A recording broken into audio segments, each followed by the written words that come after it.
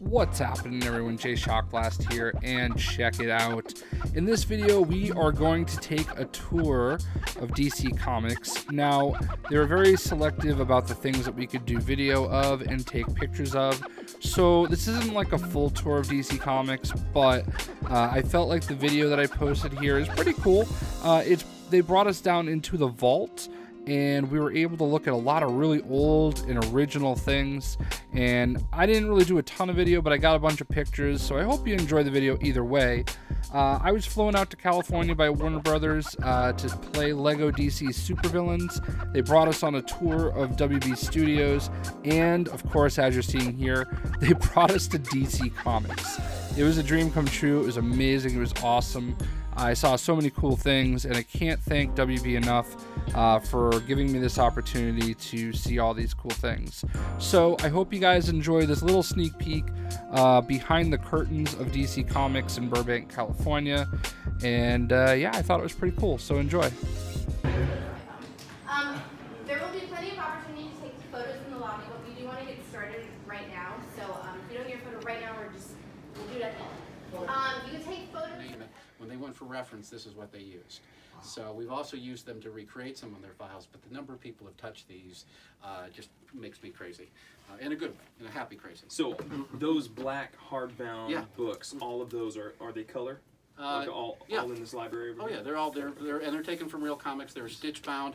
What unfortunately didn't happen in the first couple of years is we hadn't figured out stitch binding yet. So our binders had metal holes in them. Yes, like 30 spirals. So you'll see it in our big case. But that's Lex Luthor. Now this is a weird technicality. It's his chronological first appearance, but technically because it was a quarterly, Superman #4 went for sale maybe 10 days earlier. So really you could go first appearance that way. Not only is this Black Adam's first appearance for Fawcett, it's his only appearance. It's really DC who blows Black Adam into the character. It's one of the great standalone stories, but Black Adam dies at the end of this, and really when we resurrect the character after licensing it and buying it is where it comes back. Okay, we've got Ocean Master, followed by Black Manta. Black Manta, basically the month this comes out, he stars in animation. So they knew he had the coolest character design right off the bat. Sometimes it's weird, like Killer Croc is in this, but he's just in the shadows. Same thing sort of like Darkseid, he's on television, doesn't really count. Here's another one in the shadows, Deathstroke. So he's sitting in the back. Oh, I know, here, we got some others buried in here. Okay, so Flash, this is actually Superboy. We'll get to, here we go. Most people associate with Superman, but actually Bizarro was a Superboy character originally. So, you know, they all have their stands. Let's see who else they have in. Oh, we got to do some of the Batman villains, right? Okay. We don't have it here. Batman #1 is where Catwoman and Joker make their first appearance. We loaned it to the Warner Brothers Museum. It's on the lot. But this was supposed to be Joker's first cover. He doesn't look like him, right? It's because they stole the second story to stick it in to fill more pages for Batman #1. So they repainted him. But so that's supposed to be the Joker. That is the Joker. It matches the splash page for that other second story. But what makes it complicated is Basil Carlo as Clayface makes his first appearance in here, and I look at it and go, no, it's Clayface. And it's like, no, look at the tie, everything else, it's just repainted. Penguin's first appearance is over here.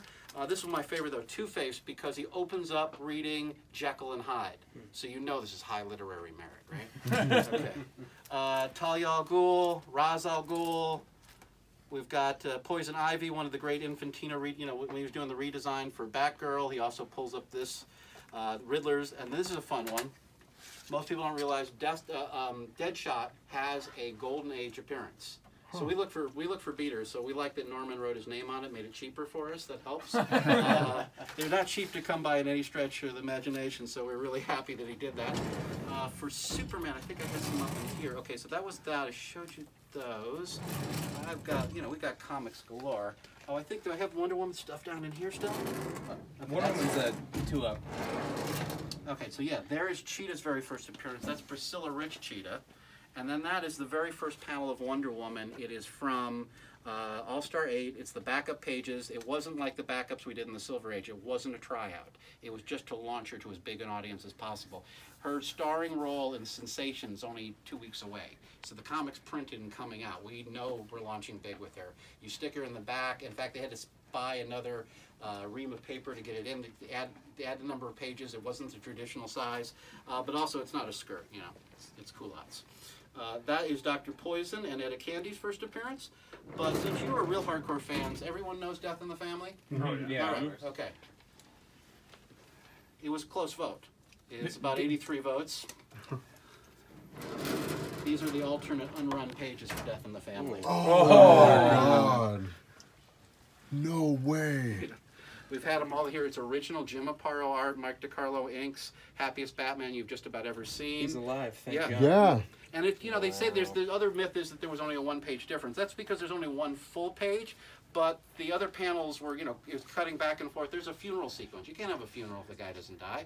But either way, he's knocked out of action. He's not going to be around for this next bunch of issues. He's still going to slap Superman for not stopping this. It's just a question of, you know, the context of how much you read into it. Yeah. Wow. But you know, we had these pages. They were ready to go. There's a real story. Still walks away from You know, if we're smarter now, we would have made money off of it. Instead, we just somebody else had the 800 number.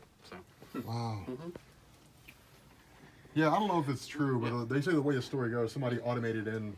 Yeah, And but it voted wasn't in favor of cheating. There was Jason. no vote thing about it. But yeah, some guy, and there are two different stories. One was it was a lawyer. Another one was it was a kid who spent on their parents' phone bill. That's the way I like it, because the idea of spending, I didn't vote. A, I thought he was going to die, and it was like 50 cents, and comics were 35 cents. So you're like, screw that, I'll just buy another comic.